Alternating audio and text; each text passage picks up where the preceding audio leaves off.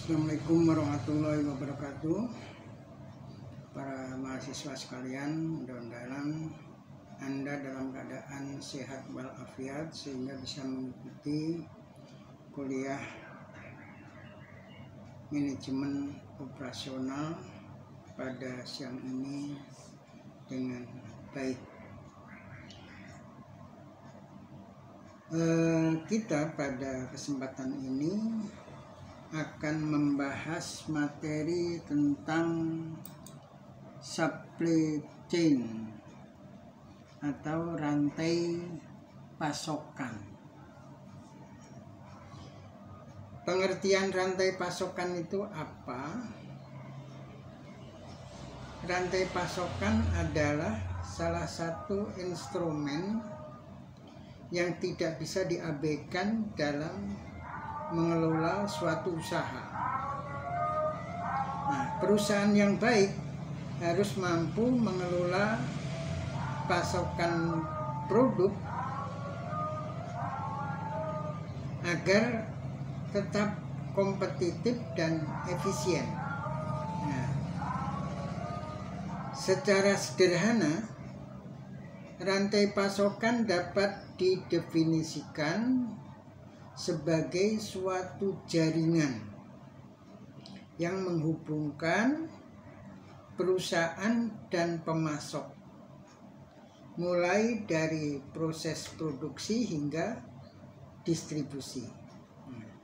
Rantai ini berfungsi menjembatani produk perusahaan dari bahan baku yang akan diproses sehingga menjadi barang yang bermanfaat bagi konsumen.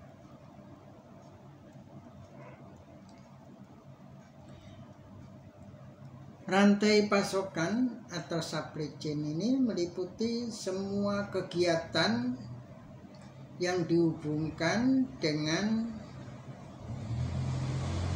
aliran dan pengelolaan barang atau jasa, serta informasi dari sumber bahan baku awal hingga kegiatan penanganan produk akhir kepada konsumen akhir, end konsumen. Nah, secara singkat, rantai pasokan meliputi segenap fasilitas, fungsi, dan aktivitas yang terlibat dalam produksi dan penyerahan barang atau jasa dari pemasok dan para pemasoknya hingga pelanggan atau customer dan para konsumennya. Nah, diawali dari pemasok pertama berkaitan dengan para pemasok sebelumnya ke arah hulu atau upstream dalam menyediakan barang jasa, kemudian ke arah hilir downstream mulai dari para distributor, agen, pengecer hingga pemakai akhir atau end user. Nah, di sini dikatakan upstream. Jadi rangkaian pemasok ini tidak hanya satu pemasok, sebenarnya ada rangkaian panjang. Nah, misalnya pasokan bahan baku untuk perusahaan yang sederhana aja, tempe. Nah, tempe bahan bakunya apa? Kedelai. Nah, kedelai yang dipakai sekarang bukan kedelai lokal, tapi kedelai dari Amerika. Ini dapat Anda bayangkan, di Amerika itu produksi kedelai itu seperti apa? Terus kemudian setelah jadi kedelai di Amerika, ekspor ke Indonesia dari Amerika atau kita impor, ini prosesnya seperti apa. Ini nggak sederhana.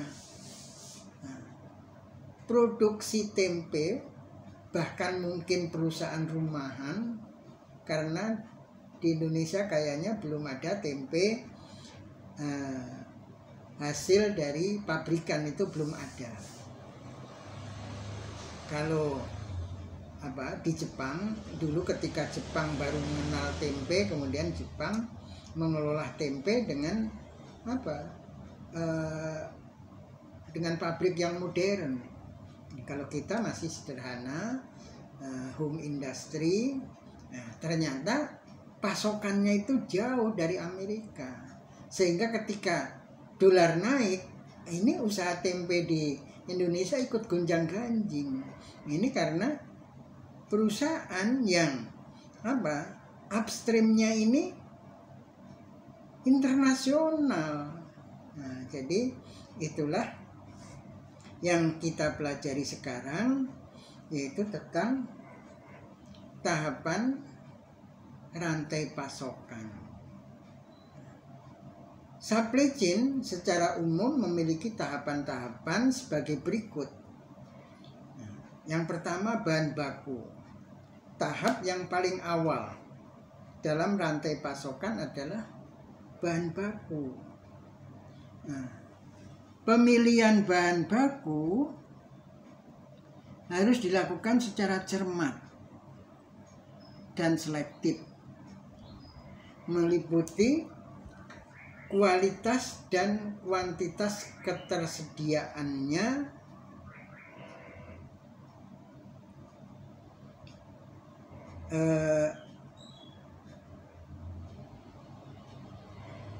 kualitas, jadi meliputi apa yang perlu dicermati tadi secara selektif, meliputi kualitas dan kuantitas ketersediaan bahan baku agar produksi bisa aman dan lancar. Nah, kalau ya misalnya kembali ke tempe tadi, padahal kalau kualitas sebenarnya kedelai lokal ini sangat bagus. Karena kualitas tempenya ini juga bagus, lebih gurih, terus kemudian lebih tahan. Kegurihannya ini meskipun sudah digorengnya itu sudah lama. Beda dengan tempe impor dari Amerika. Ini gurihnya itu kalau masih baru diangkat dari penggorengan aja, itu gurih. Tapi nanti setelah dingin, setelah lama menjadi kurang gurih lagi. Nah, beda dengan tempe dari kedelai lokal. Nah, ini setelah digoreng ya emang sangat gurih. Kemudian turunnya rasa kegurihan ini tidak drastis. Bahkan sudah esok harinya juga itu masih enak dimakan. Nah, itu dari segi kualitas. Nah, tapi sayangnya kuantitasnya itu, ketersediaan bahan baku kedelai ini tidak cukup banyak. Ya ini nggak tahu ini gimana kebijakan Kementerian Pertanian itu untuk menyediakan bahan baku kedelai. Padahal sebenarnya juga aneh. Kita memiliki lahan pertanian yang cukup luas, tapi kenapa tidak cukup ketersediaan kedelai ini sebagai bahan baku tempe. Padahal menanam kedelai itu sangat mudah dan tidak membutuhkan pengairan secara rutin. Selama tanahnya masih lembab, masih basah aja, dia bisa hidup. Nah, dia membutuhkan pengairan kalau memang tanahnya sudah kering. Nah, cara nanamnya juga sederhana.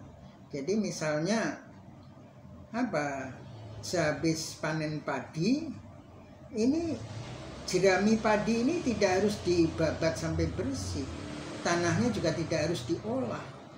Nah, jadi cukup lahan bekas nanam padi yang sudah kering ini kemudian kalau orang Jawa mengatakannya digejik pakai tombak gitu. Jadi kayu dilancipin bagian bawahnya gitu. Jadi ada 2 orang yang di depan gejik membuat lubang.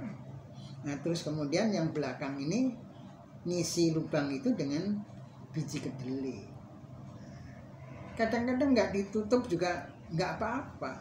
Nah, dia bisa numbuh. Bahkan ketika tanahnya masih cukup basah, itu tidak digejik juga, disebar juga jadi.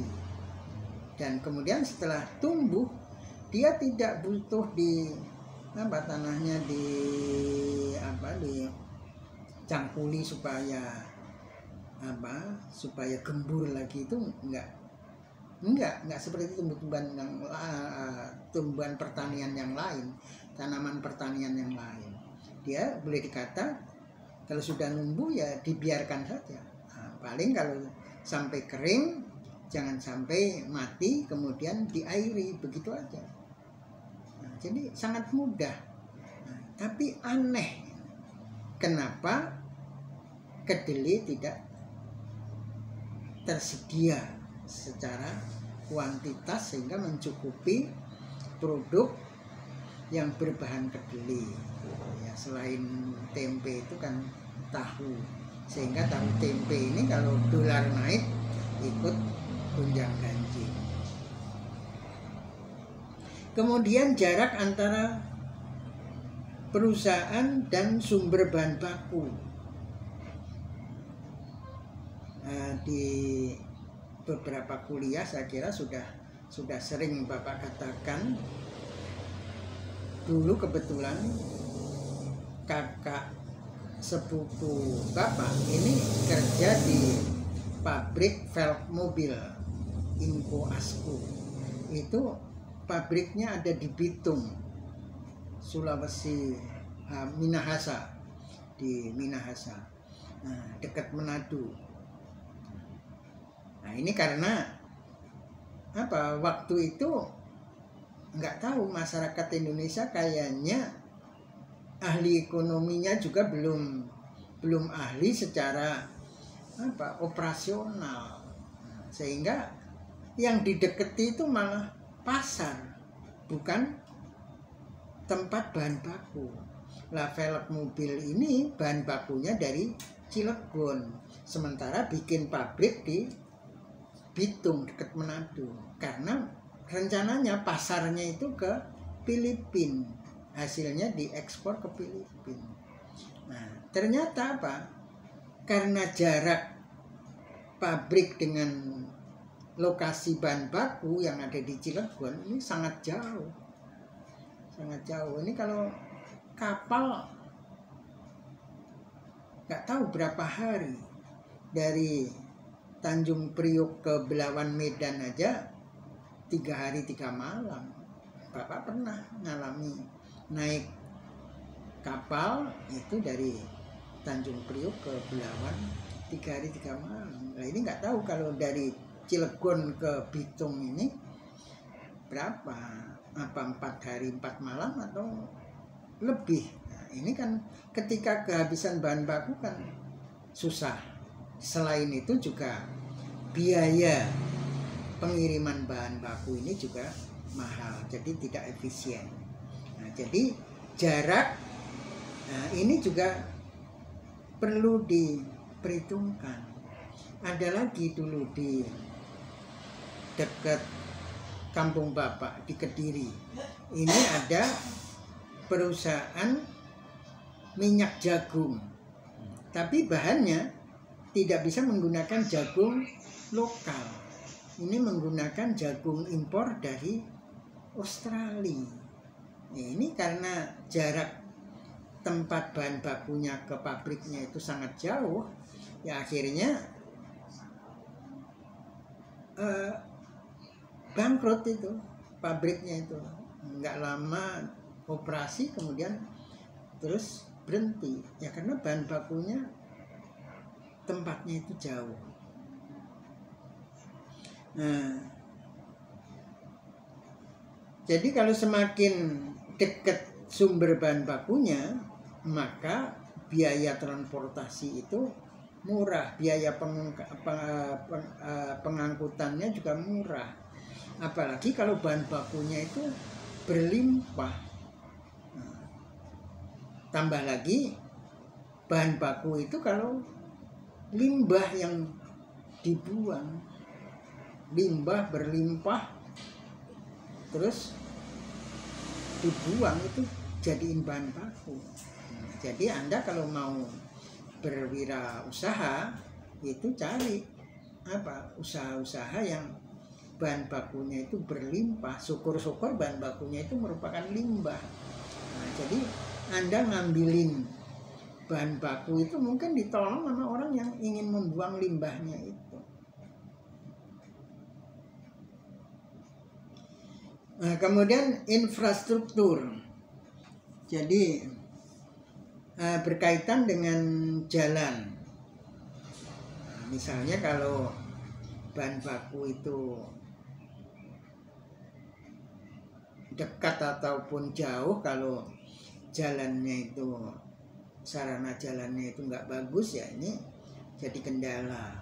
Alat pengangkutnya tersedia apa enggak, kemudian ketersediaan tenaga pengangkut dan lain-lain. Nah, ini perlu dicermati oleh pengusaha. Nah, kemudian yang kedua, supplier. Supplier ini merupakan starting point. Sebenarnya ada bahan baku, kalau nggak ada suppliernya ya bahan baku itu akan berhenti. Maka supplier ini dikatakan sebagai starting point yang menggerakkan bahan baku itu dari tempatnya menuju perusahaan. Ini rantai penyediaan bahan baku untuk suatu produk, barang ataupun jasa dimulai. Bahan pertama ini bisa berupa bahan baku, bahan penolong, barang dagangan, sub assemblies, suku cadang dan sebagainya.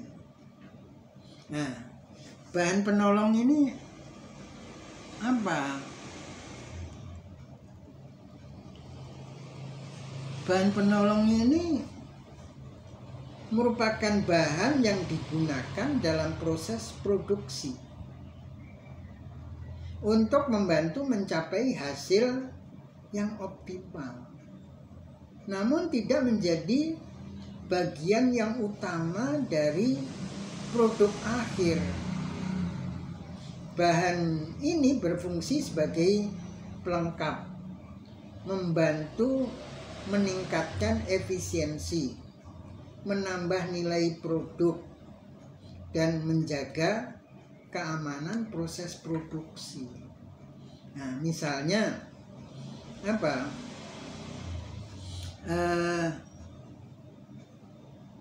mungkin ini contoh lebih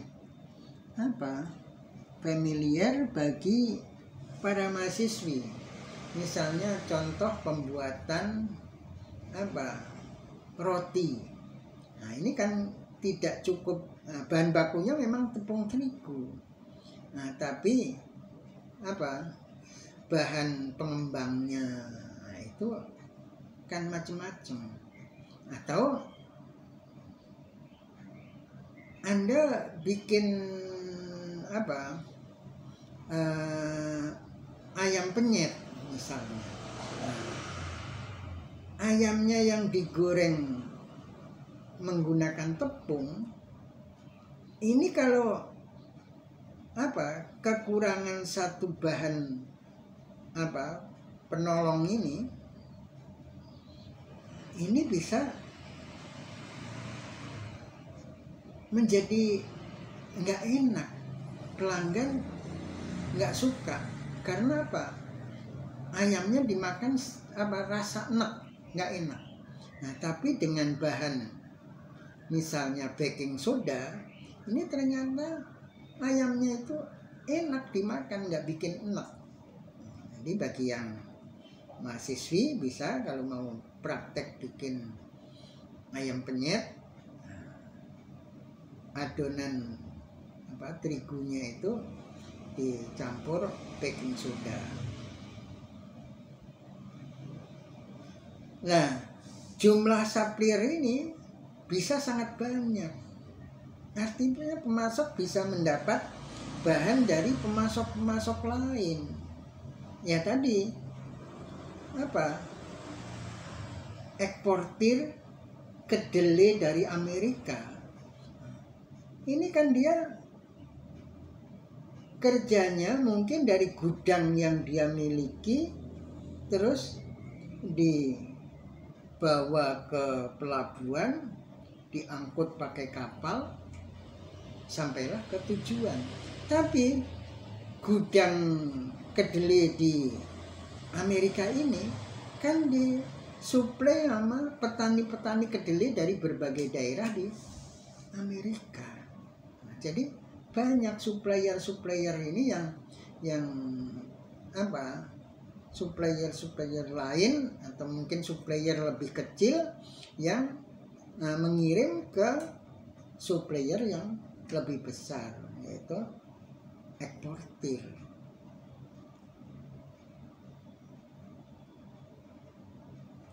Kemudian perusahaan manufaktur. Jadi rangkaian berikutnya itu perusahaan manufaktur, sering disebut pabrikan.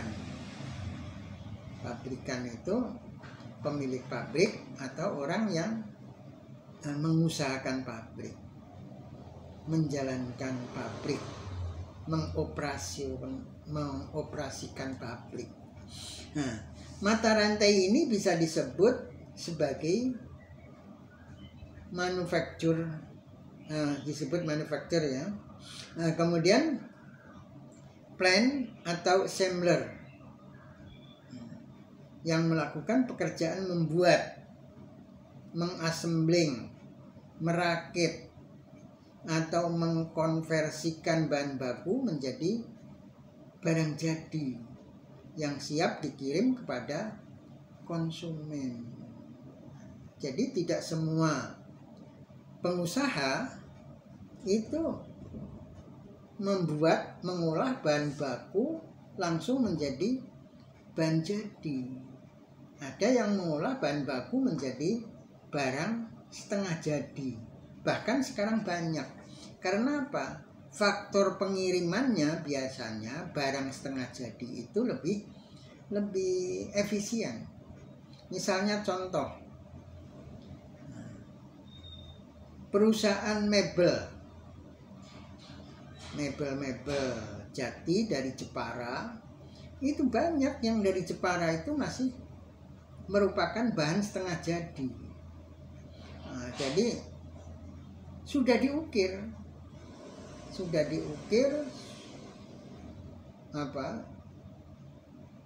ya ini berset-set mebel itu sudah diukir, nah, kemudian dikirim ke perusahaan misalnya yang ada di Jakarta, di Klender.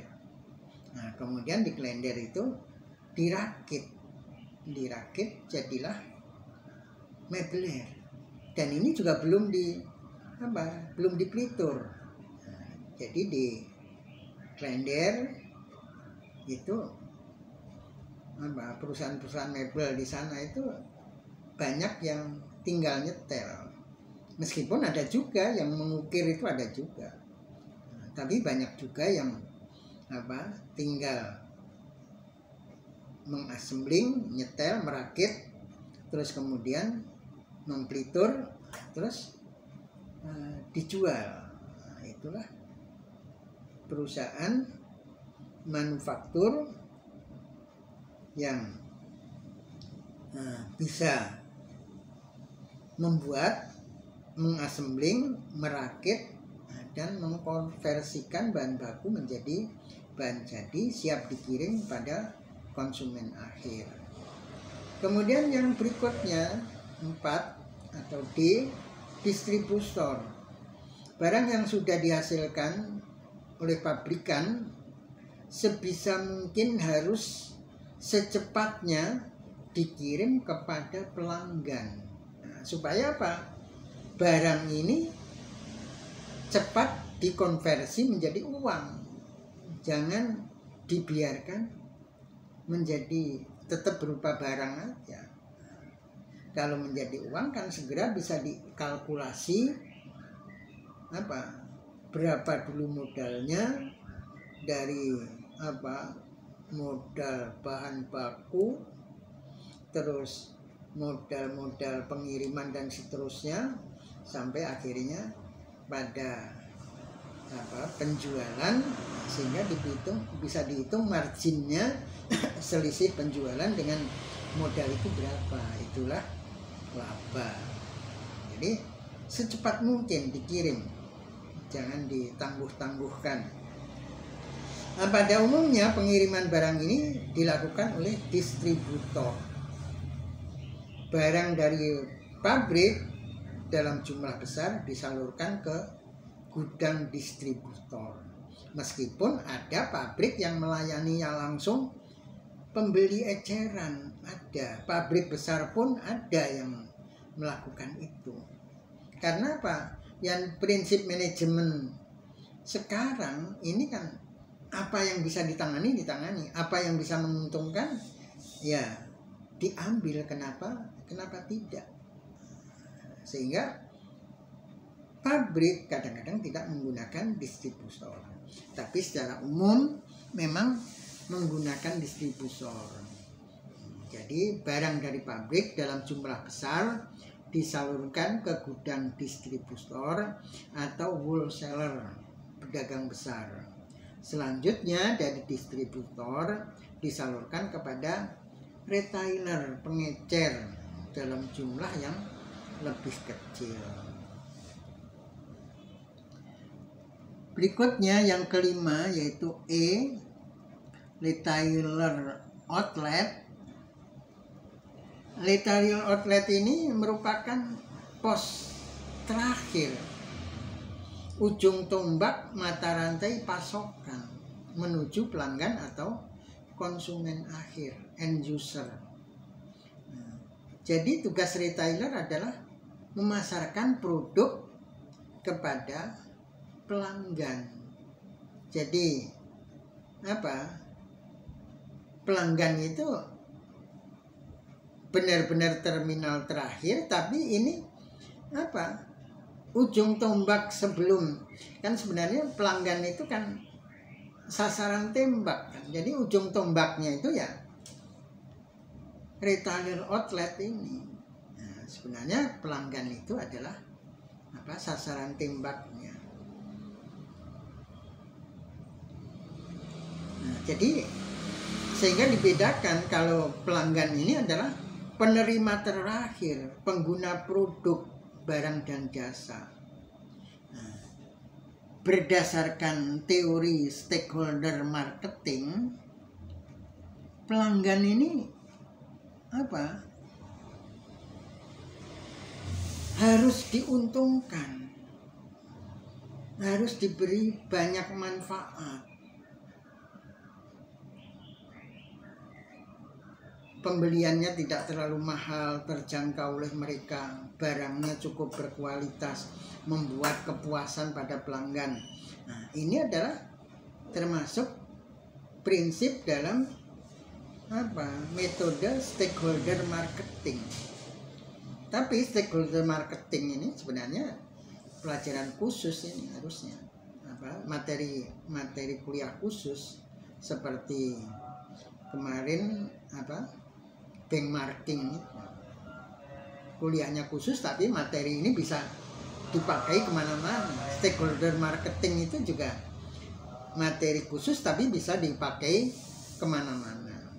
Nah, stakeholder marketing itu intinya gini, pabrik itu kan ada owner di atas, terus kemudian ada pekerja, buruh, kemudian ada pelanggan, customer. Nah, ini semua harus diuntungkan. Jadi manajemen stakeholder ini semua harus diuntungkan, nggak boleh hanya menguntungkan pemilik, kemudian pekerjanya tidak diuntungkan. Itu nggak boleh, semuanya harus diuntungkan. Jadi kalau pekerja dengan upah buruh rendah, ini tidak menggunakan stakeholder marketing. Jadi di kita itu masih diragukan. Orang sudah banyak menggunakan istilah stakeholder marketing, tapi faktanya belum dilaksanakan. Kemudian prinsip dari stakeholder marketing itu adalah win-win solution. Solusi semuanya dimenangkan. Jadi pemilik perusahaan bisa menang, mendapat keuntungan yang besar, pekerja juga tidak diperbudak sehingga bisa mengembangkan diri, terus kemudian pembeli juga diuntungkan dengan harga yang terjangkau, memuaskan, dan seterusnya. Kemudian